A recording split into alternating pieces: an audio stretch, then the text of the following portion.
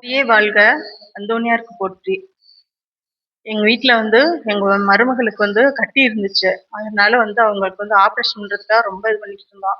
கஷ்டத்தோட இருந்தோம். ஆனா அந்தோணியார்ட்ட நல்லா வேண்டிக்கிட்டு அந்த பிள்ளை வந்து நல்லபடியா சுகமாயிருந்தோம்.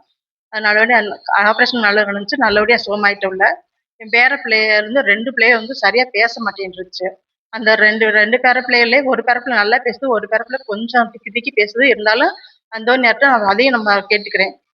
அது மன்றாடிட்டே இருக்கேன். அதனால அவனும் நல்லா பேசுறேன் இப்ப. இப்ப எங்க ஆட்டுக்குட்டிக்கு 2 ஆட்டுக்குட்டிக்கு நம்ம வந்து நம்ம 3, 4 இதுல வந்து ரொம்ப உடம்பு சரியில்லாம இருந்துச்சு. ஆனா கடவுள்ட்ட வேண்டிட்டு அந்தோணியாரே நீங்க தான் பாத்துக்கணும்னு சொல்லிட்டு இந்த 3 நாள் மெயினா வந்து நமக்கு வர வேண்டிய இதுக்கு வந்தோம். வந்து அதுவும் நல்லா சுகமடைஞ்சுச்சு. அந்தோணியாருக்கு ரொம்ப ஒரு கோடான கோடி நன்றி. இது மாதிரி எனக்கு நிறைய பல இது செஞ்சிருக்காங்க ஆண்டவர் அந்தோணியாரு. அதோட கிருமைகள்ல எனக்கு இன்னும் மேலும் மேலும் இன்னும் நிறைய கிடைக்குது. அத வந்து நான் பகிர்ந்துக்கிறத வந்து வந்து சொல்ல சாட்சி சொல்லணும். அந்தோணியாருக்கு நன்றி.